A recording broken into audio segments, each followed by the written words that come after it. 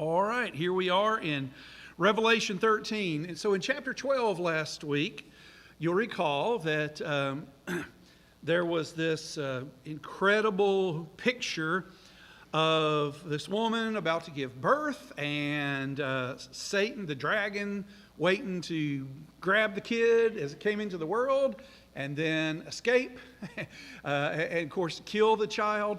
But instead, God rescues the child, takes the child up into heaven. Satan follows, the dragon follows, and Michael and his angels meet the dragon and just put a whooping to him, throw him back down to the earth. And woe is to the earth because Satan is there and he's angry, he's mad, he realizes his time is short. And so he wants to go after the woman, which I believe to be the kingdom of God, the church. But God prevails against that, and so the only thing left is to start going after individual Christians. And so that brings us then to the, we'll reread the 17th verse of chapter 12 just to kind of set this up. Then the dragon was enraged at the woman and went off to make war against the rest of her offspring, those who obey God's commandments and hold to the testimony of Jesus. So today, since Satan cannot destroy God's kingdom, Satan goes after individual believers, individual Christians. All the more reason we need to be here on a Wednesday night encouraging each other with our Bibles open. Chapter 13 and verse 1, and the dragon stood on the shore of the sea. And you can just kind of visualize this, which is what I've told you need to do with the entire book of Revelation. I did that seminar Saturday and taught the book of Revelation over in St. Louis. And, they were just amazed that I would tell them to hit play on their Bible app, close their eyes, and just experience the book of Revelation. I think that's exactly what it's meant to do. And you just picture this dragon standing on the shore of the sea. I'm sure angry, just because he's chasing after, different Christians and all this kind of stuff. And you're just supposed to experience this, just supposed to live what John is able to experience and see. And I saw a beast coming out of the sea. He had 10 horns and 7 heads, with 10 crowns on his horns, and on each head a blasphemous name. The beast I saw resembled a leopard, but had feet like those of a bear, a mouth like that of a lion. The dragon gave the beast his power and his throne and great authority. One of the heads of the beast seemed to have a fatal wound, but the fatal wound had been healed. The whole world was astonished and followed the beast. Men worshiped the dragon because he had given authority to the beast. And they also worshiped the beast and asked, who is like the beast? Who can make war against him? And so here in this incredible vision that we have before us, we have this beast that comes up out of the sea. And of course, he has this incredible description of 10 horns and 7 heads and 10 crowns on his horns, and each with a blasphemous name. And I believe with all my heart that's what is being described here, because as I've been saying to you, the message here has got to be for the 7 churches in Asia Minor, okay? Don't tell me what this represents today. Don't tell me what you see in the headlines that this is. This book is written to, these letters are written to 7 churches in Asia Minor that are suffering great pain, that are being persecuted, and the message to them is oh so clear. You've got to overcome, you've got to stay faithful, you have got to trust, you've got to have faith. And so I think that the 7 churches would have seen this great beast coming up out of the sea, and the description that is given to this great beast, And I think that what's being talked about here is the Roman Empire, is the Roman emperor, is the one who rules that part of the world. And we know that the Roman emperor had enormous amounts of power. And we know so much of that power has been given to him by Satan himself. Satan wants to see him victorious. Satan wants to see him carry out his evil and his wickedness. The beast I saw resembled a leopard, but had feet like those of a bear and a mouth like that of a lion. And the dragon gave the beast his power and his throne and great authority. And we know that there is great evil in the world even to this day. And it seems so often to us that evil has more power than good. But our Lord reminds us, don't fear him that can just kill the body. Fear him who can kill the body and the soul. And greater is he that is within us than he that is out there in the world, causing all this havoc. As I've told you many times, the book of Revelation uses the Old Testament imagery because there too we find this apocalyptic language. It's important for you to turn to Daniel chapter 7 this evening. We're going to look at two passages from Daniel chapter 7. But you're going to discover very, very similar language and a very, very similar description. The book of Daniel, written to or by Daniel during a very low time in Israel's history. The people of the southern kingdom of Judah in 586, 587, taken off into Babylonian captivity. Many, many, many of them. We've been reading about it on Sunday mornings. Remember Zedekiah, the final king, taken off into Babylonian captivity. His sons are murdered in front of him. Then they put out his eyes, and the last thing he sees is the murder of his own children. And that's the vision that he has to live with because he would not listen to Jeremiah and he would not listen to the word of God. So Daniel is having a vision. Daniel chapter 7, he's there in Babylon and he is trying to stay faithful and not compromise and not assimilate the exact same instructions given to the seven churches. Daniel chapter 7, in the first year of Belshazzar, king of Babylon, Daniel had a dream, and visions passed through his mind as he was lying on his bed, and he wrote down the substance of his dream. Once again, if you were there with your camera, you would not have seen this. This did not happen on the earth. This is a vision. This is a vision. Daniel said, in my vision at night I looked, and there before me were four winds of heaven, churning up the great sea. Four great beasts, each different from the others, came up out of the sea. The first one was like a lion, and it had the wings of an eagle. I watched until its wings were torn off, and it had lifted from the ground so that it stood on 2 feet like a man, and the heart of the man was given to it. And there before me was a second beast, which looked like a bear. It was raised up on one of its sides, and it had 3 ribs in its mouth. Between its teeth it was told, get up and eat your fill of flesh.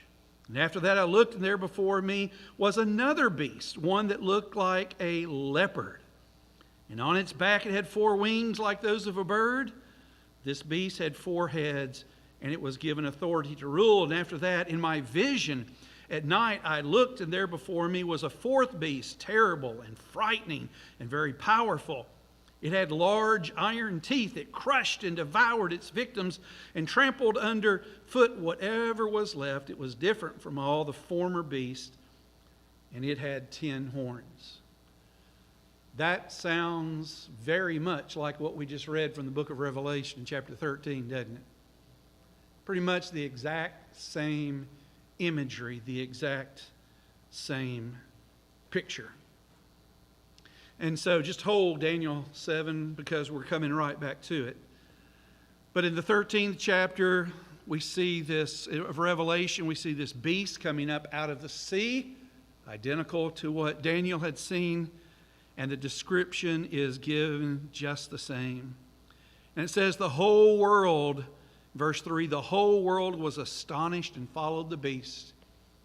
Just out of ignorance, just out of amazement, just out of the latest and the shiniest. But people are so gullible. They're so gullible.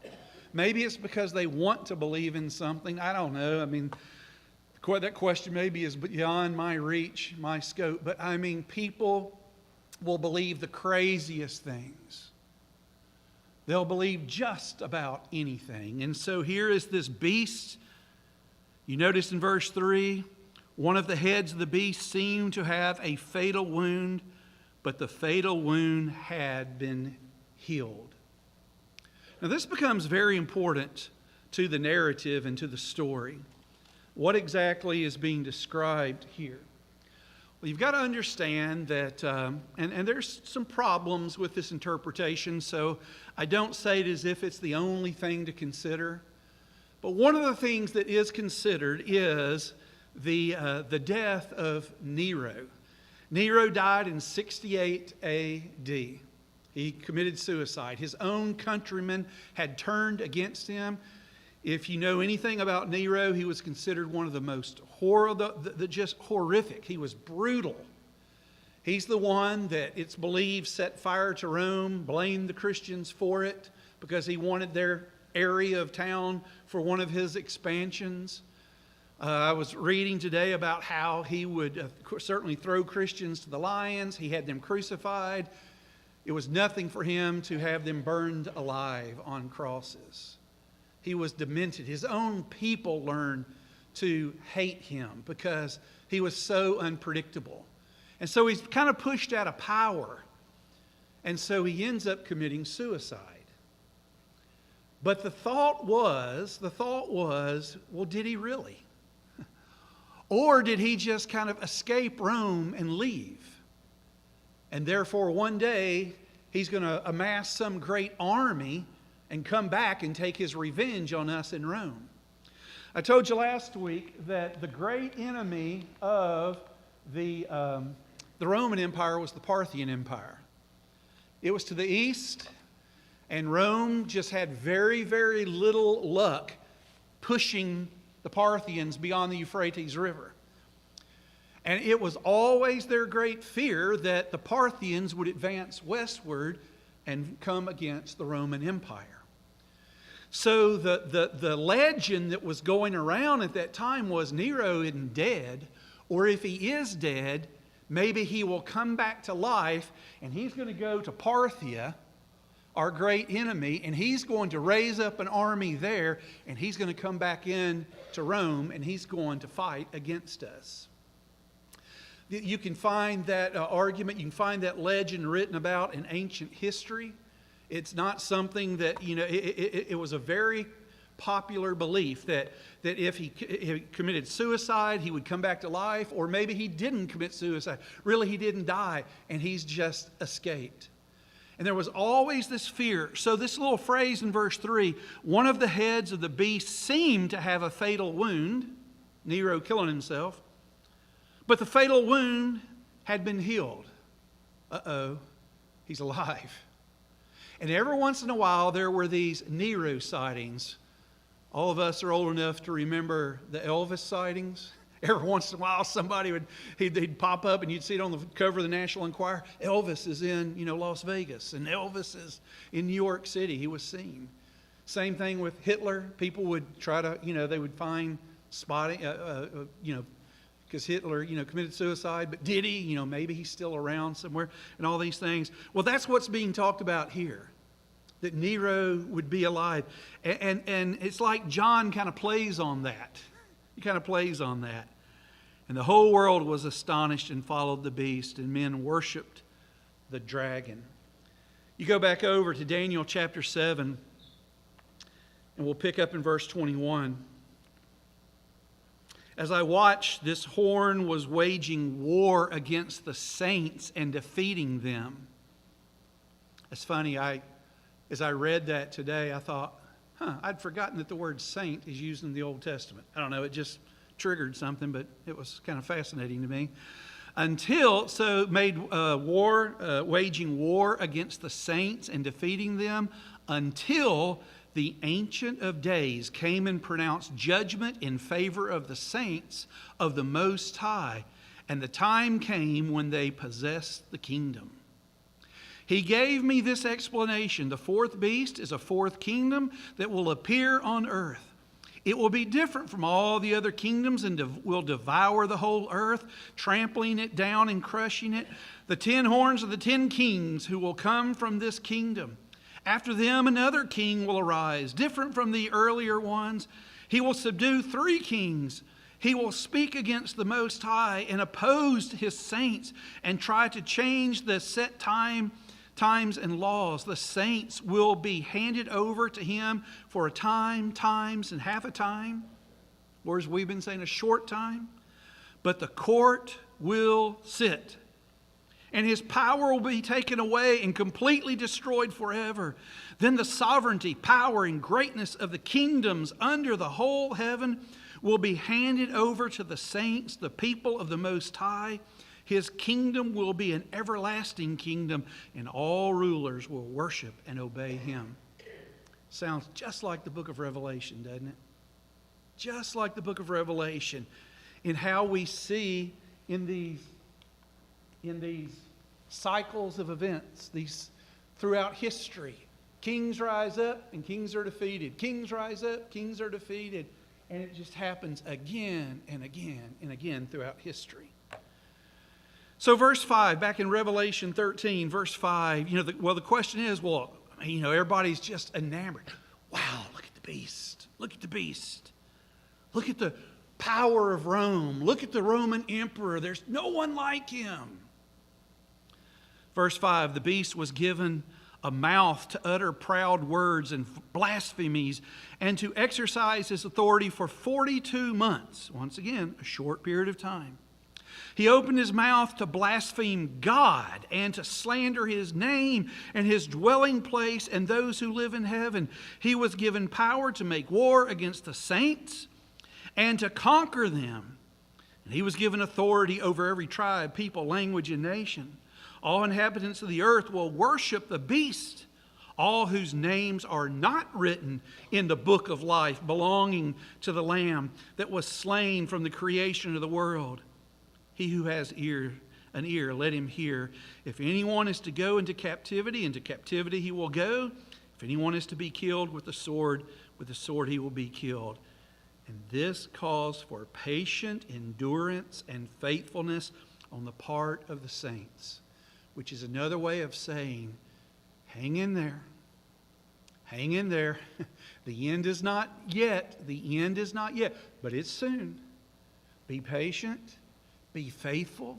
Don't compromise your values. Don't compromise your moral integrity.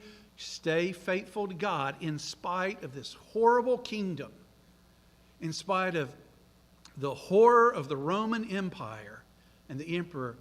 You stay faithful, these 7 churches in Asia Minor. It calls for patience and endurance and faithfulness.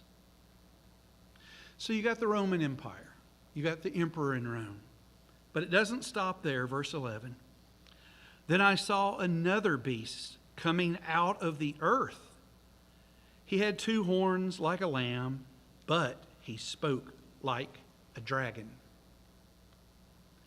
I think this particular beast is the local authorities in Ephesus and in Philippi and in Pergamum. The local authorities that carried out the will, the atrocities of the Roman emperor. And he's coming out of the earth, and he has 2 horns like a lamb, but he spoke like a dragon. Now that's scary. He looks like a lamb, which if you saw a lamb, you would say a lamb is what? Gentle, cute, but listen to him. He speaks like a dragon. What did Jesus say? Matthew 7, verse 15. I know it, but I don't want to show off, so I'm going to read it. It's my way of saying I can't quote it correctly. Matthew 7 in verse 15, for my note takers, says, watch out for false prophets. They come to you in sheep's clothing, but inwardly they are ferocious wolves. Jesus talked to us about this. So here are these local authorities in all these communities carrying out the will of the Roman emperor and the Roman Empire. Look like a lamb, but they speak like a dragon. He exercised all the authority of the first beast on his behalf, carrying out the will of the Roman emperor, and made the earth and its inhabitants worship the first beast whose fatal wound had been healed. And so emperor worship was a part of kind of the Roman Empire. The Roman, most often they wouldn't care what deities you worship. Pay your taxes to Rome, show your allegiance to Rome. But there were a few of them that considered themselves the only God, that they were truly the God. And he performed verse 13, he performed great and miraculous signs, even causing fire to come down from heaven to earth in full view of men. In other words, all kinds of tricks, all kinds of trickery. Because of the signs he was given power to do on behalf of the first beast, he deceived. He deceived the inhabitants of the earth, and he ordered them to set up an image in honor of the beast who was wounded by the sword and yet lived. So statues of the Roman emperor. He was given power to give breath to the image of the first beast, so that it could speak and cause all who refused to worship the image to be killed. And that's kind of the plight and the dilemma that many faced at that time, right? Bow to the emperor. You say Caesar is Lord, or else. That was tough. He also forced everyone, small and great, rich and poor, free and slave, to receive a mark on his right hand or on his forehead, so that no one could buy or sell unless he had the mark, which is the name of the beast or the number of his name.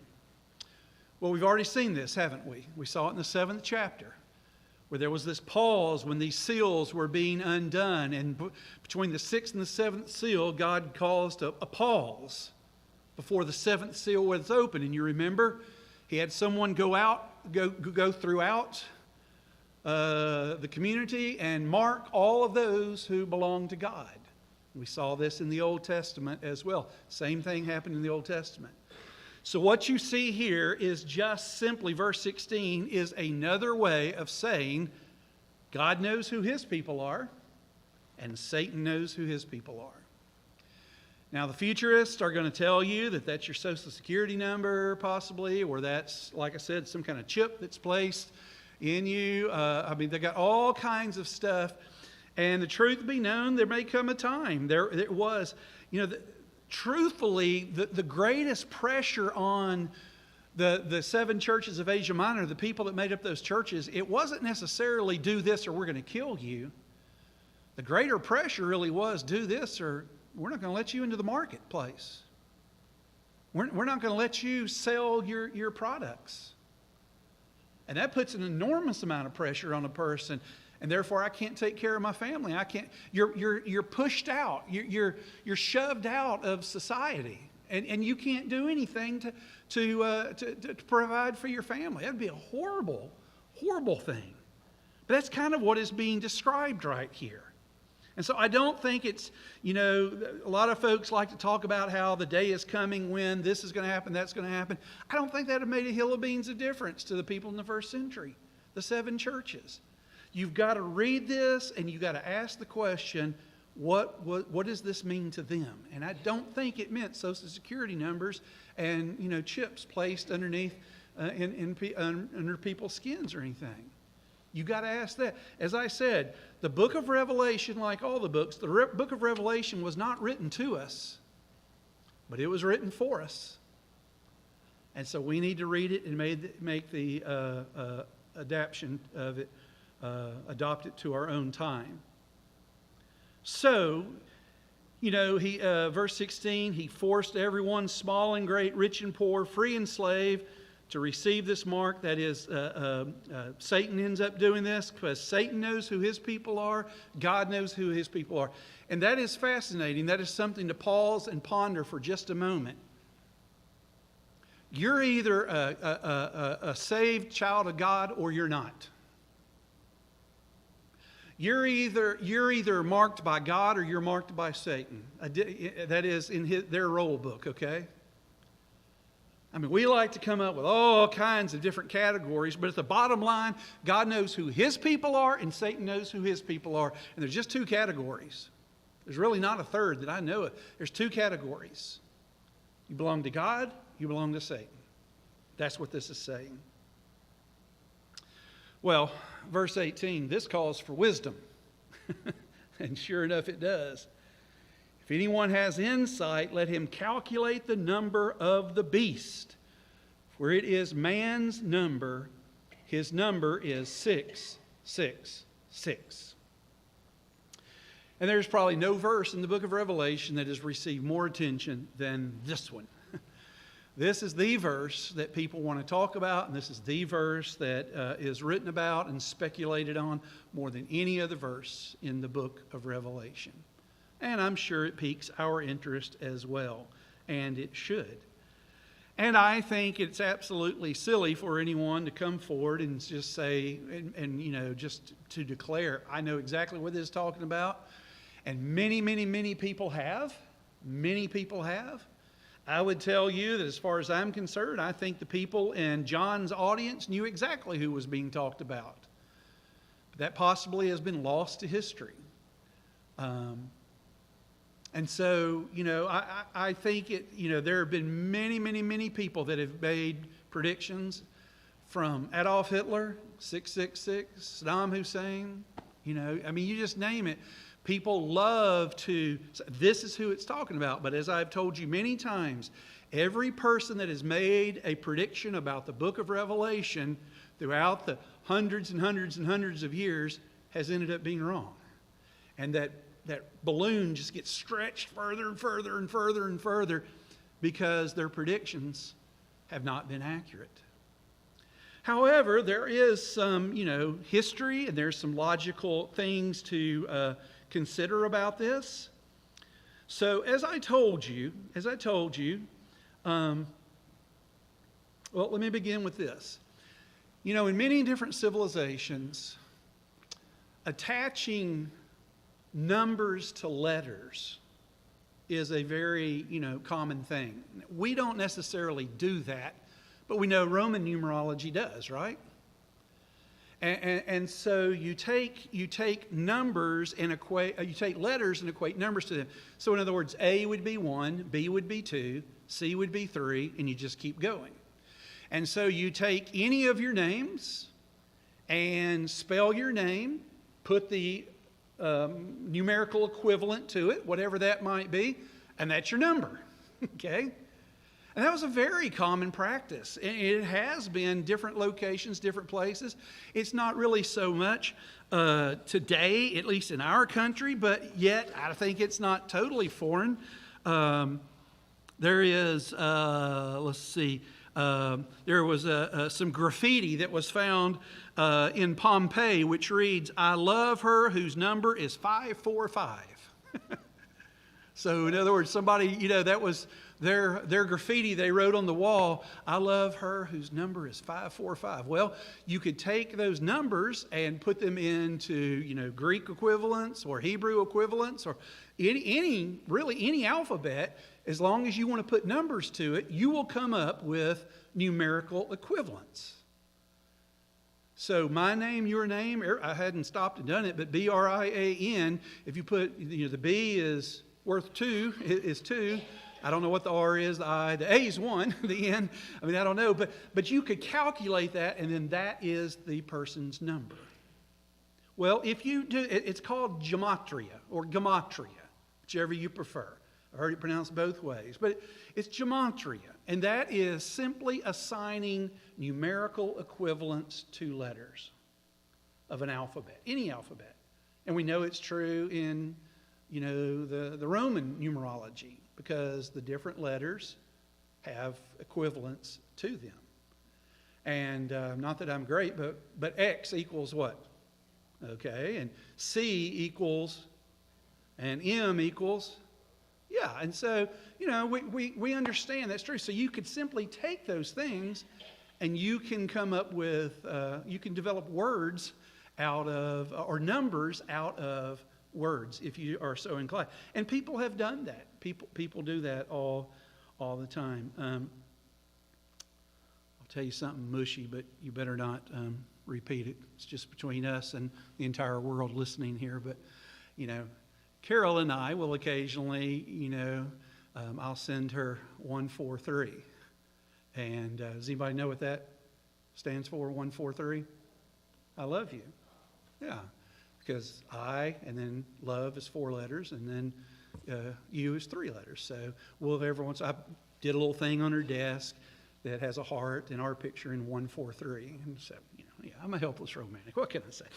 But anyway, all right, I want all of you to forget that but you can see how it happens. You can take words and make numerical equivalents. So, with all that being said, right here is, it seems so matter of fact, this calls for wisdom. If anyone has insight, let him calculate the number of the beast, for it is man's number. His number is 666.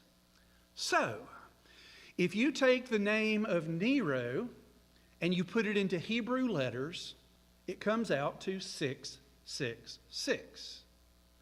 Now, that's problematic because the book of Revelation was written in Greek. So was John thinking they would kick over this thing to Hebrew real quick and calculate this number? So all the different, conclusions are problematic.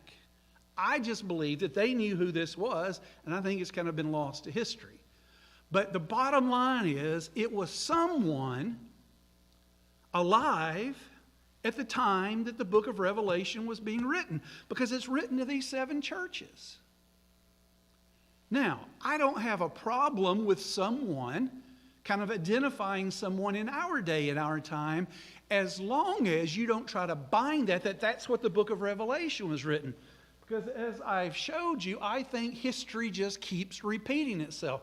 So the book of Revelation, chapters 1 through 19, have repeated itself again and again and again. Because churches keep getting persecuted, and the call is to be faithful. And God, the message is very clear. I see what's happening to you, Christians. I see it. I'm very concerned about it. I hear your prayers, and I'm prepared to step in and do something about it. But you remain faithful to me. And so that message has been repeated again and again and again. So I think whoever 666 is, it is referring to someone that the people in the 7 churches of Asia Minor would be able to identify. And so there was this view that, as I said, you take Nero and you put it into Hebrew letters, it's 666. Okay? And that is a widely held view. I think it's as good as any. Again, it has problems because Nero had died 30 years earlier. So why is he writing about somebody that had died like 30 years before this book is written? But the answer to that is he's playing off of this Nero's coming back to life thing, or Nero really didn't die, and he's gone into Parthia to raise up an army, and he's going to come kick the Romans out and take revenge upon his own people. And so, there's a lot there, but that is the possibility. For what it's worth, you can take James Bryan Magnuson, and that's 18 letters, so 666 is James Bryan Magnuson. So do with that whatever you want, I'm glad somebody got that joke. Now, often what people will do here is they will say, the Antichrist. But as I have told you, for the Antichrist to be so proliferated throughout literature in the book of Revelation, the word never appears one time in the book. The word Antichrist is not in the book of Revelation. But you read some commentaries, and it's all about the Antichrist. And I have spoken to you several times about the Antichrist, and John is the only one that writes about it, and it's in 1 John chapter 1 John chapter 2. And there's 3 places in John's epistles. For the sake of time, I'm only going to read this little brief one. But 1 John 2 and verse 18. Dear children, this is the last hour. And as you have heard that the Antichrist is coming, even now many Antichrists have come. This is how you know it is the last hour. They went out from us, but they did not really belong to us, for if they had belonged to us, they would have remained with us. But their going showed that none of them belonged to us. But you have an anointing from the Holy One, and all of you know the truth. I do not write to you because you do not know the truth, but because you do know it, and because no lie comes from the truth. Who is the liar? It is the man who denies that Jesus is the Christ. Such a man is the Antichrist. He denies the Father and the Son. So we learn a lot right there. First of all, there's not one Antichrist. There's many Antichrists. The second thing we learn is they were on the earth the day that John wrote this letter. And the third thing we learn is that they came out from among the Christian community. And the fourth thing we learn is that their message is they deny that Jesus came in the flesh. It's a first century and beyond teaching called Docetism, and it simply, they said, Jesus came but in the spirit. He didn't come in the flesh, which denies everything about, gospel. But Jesus did. They say he didn't come in the flesh because flesh is evil and spirit's good. And it's a whole different teaching. But the thing I want you to get, 2 things is, the Antichrist was not coming in 2025 or 2050 or whatever. The Antichrist was already on the face of the earth. There were many of them, not just one. They'd come out of the Christian community and they were denying that Jesus was the Christ. So to turn to the book of Revelation and say this is the Antichrist is very problematic, at least as far as the Scripture is concerned. Now, you can watch the news and you can come up with all type of hyperbole and sensationalism, but if you stick to the text, John says the Antichrist is already here. Okay? So there's a little bit of problem there. But this verse 18 in Revelation 13 is very powerful, and it does take wisdom.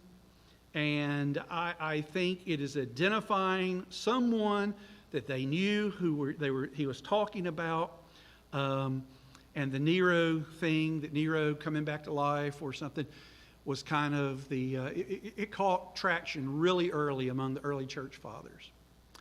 All right, well, I was hoping we get through the 14th chapter. That's not going to happen. It is 7:14, so let's pause for just a moment. Any thoughts, questions, comments? Well, sure there are. If they deny that Jesus is the Christ and came in the flesh, then yeah, they're in opposition to Christ, for sure.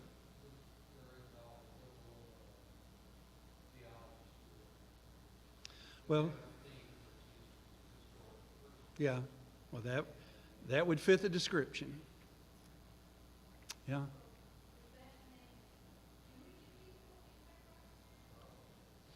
Well, all I can tell you is anyone who does not believe that Jesus came in the flesh, according to the Scripture, is Antichrist. I'm the judge of no man, but I do read the Bible. And I don't say that with joy or pride or excitement. I say that with, absolutely. There's hope for me, there's hope for anybody. Any other final thought? Yes, sir. I missed a couple of weeks, but you may have mentioned earlier about in chapter 9:4, they were commanded not to harm the crescent or any green thing or any tree, but only those who do not have the seal of God on their forehead. So that was a mark that Christians would have chosen. That stands that Christians would have chosen to protect themselves. That was a good thing to do. Yeah, but I don't think it was the Christian symbol. I mean, I don't think it was I think it was what God did. Okay. God So did. now we come to 13:6. Yeah. Or 13:16, and we're not talking about a mark that you receive that's against Christ. It's except in order to get that, you have to denounce Christ. Yes. So my question, as I read Revelations, and again, you're talking about this Luke aspect of repeated history type of thing. So that one seems more believable to me for a choice I would have to make now. Because we have, as you mentioned earlier, we have so many things we have to accept. Social security card, ID numbers, and password, in order to have access to this world. So how do we choose? Well, how do you discern which one yeah. is the truthful person asking you to do this thing? Well, Or do you think that 9:4 was just history and it's not to be? well, first of all, I don't believe it's literal. That's the thing. There's nobody going around putting marks on people. Now, today or then. Now, there was tattooing, of course, and sometimes a slave would tattoo. For example, someone in the military would be so devoted to their general, they would tattoo their general's name on them. There was tattooing of slaves for identification person. So, I mean, there's always been markings, but I don't think that's what this is talking about. I think this is just a apocalyptic way of saying God knows who his people are, Satan knows who his people are. I think that's as far as it goes. Now, is there a time or are there people that are going to make requirements like that? I don't know. I mean, our government makes us have Social Security numbers, but I don't see that necessarily flying in the face and aligning itself with Satan. It's a way of identifying citizens, not, who's Christian and who's not a Christian. So I think it's dangerous to get caught up in that, to say that's what it's talking about. I think the furthest you need to take it is a way of saying, again, what is in the book of Revelation, what John is seeing, did not happen on the earth. It is a vision he is having. And he is trying to experience and express to us the indescribable of a vision that he had that God gave him. And so he's using these terms in these ways. But that doesn't foreclude someone at some point trying to make this a literal thing. But I don't think in the first century it was literal. I don't think that they were putting marks on people and that sort of thing. I think it's totally the way of saying, because we saw it in the Old Testament. We saw it in the book of Ezekiel. The exact same thing. The guy with the little writing kit was told to pause for a moment and go mark all the people of God out in the court. And it was just a way of saying God knows who his people are, so don't worry. Don't feel like that you're going to lose everything. God knows who you are. And so be faithful to him. Stick with him. So the only problem I have with saying kind of the way you did was it's assuming that this happened. It didn't happen. It simply is a way of saying, God saying, I know who my people are, and yes, Satan knows who his people are.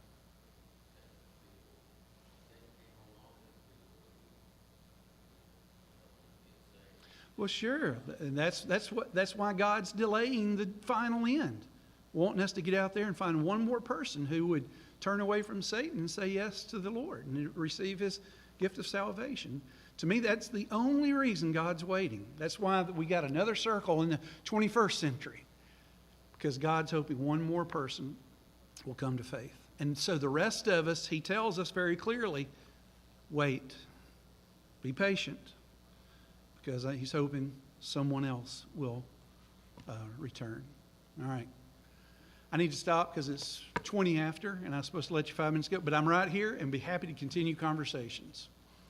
Thank you for joining online.